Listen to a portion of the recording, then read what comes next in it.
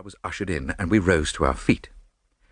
Mary Marvell was undoubtedly one of the most popular actresses on the screen. She had only lately arrived in England in company with her husband, Gregory B. Rolfe, also a film actor. Their marriage had taken place about a year ago in the States, and this was their first visit to England. They had been given a great reception. Everyone was prepared to go mad over Mary Marvell, her wonderful clothes, her furs, her jewels, above all, one jewel, the great diamond which had been nicknamed, to match its owner, the Western Star. Much, true and untrue, had been written about this famous stone, which was reported to be insured for the enormous sum of £50,000.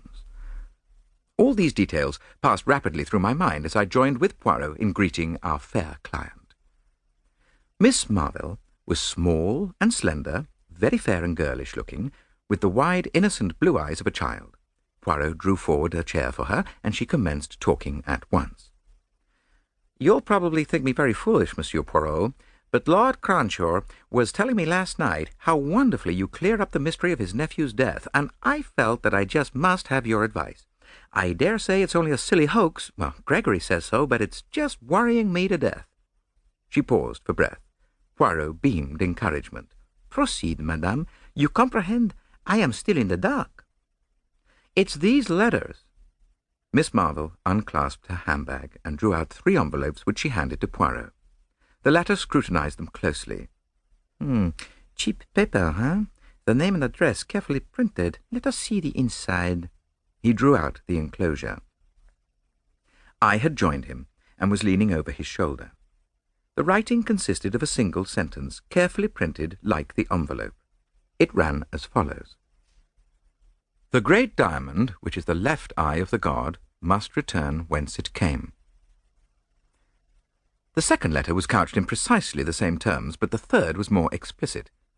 "You have been warned. You have not obeyed. Now the diamond will be taken from you.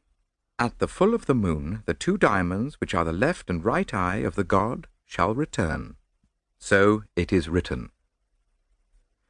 "Well, the first letter I treated as a joke," explained Miss Marvell, "and when I got the second I began to wonder. The third one came yesterday, and it seemed to me that, after all, the matter might be more serious than I had imagined." "I see they did not come by post, these letters." "No, they were left by hand, by a Chinaman. That is what frightens me." "Why?" "Well, because it was from a chink in San Francisco that Gregory bought the stones 3 years ago." "I see, madame, that you believe the diamond referred to be the Western Star," finished Miss Marvell. "That's so. At the time, Gregory remembers that there was some story attached to the stone, but the chink wasn't handing out any information. Gregory says he seemed just scared to death and in a mortal hurry to get rid of the thing. He only asked about 1/10 of its value. It was Greg's wedding present to me." Poirot nodded thoughtfully. The story seems of an almost unbelievable romanticism, and yet, who knows?" "I pray of you, Hastings, hand me my little almanac, eh?" I complied. "Voyons," said Poirot, turning the leaves. "When is the date of the full moon?" Friday next. That is in 3 days' time." "Eh bien, madame, you seek my advice, I give it to you. This belle histoire may be a hoax, but it may be not. Therefore, I counsel you to place the diamond in my keeping until after Friday next. Then we can take what steps we please." A slight cloud passed over the actress's face, and she replied constrainedly, "Well, I'm afraid that's impossible."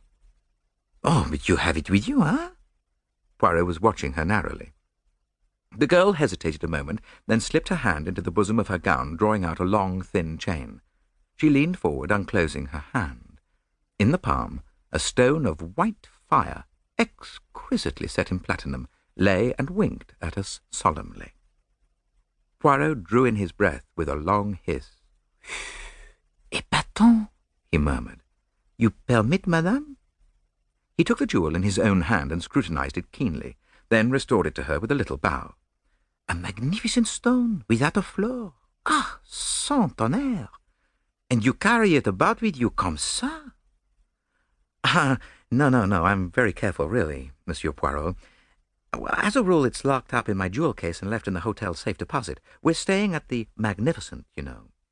I just brought it along today.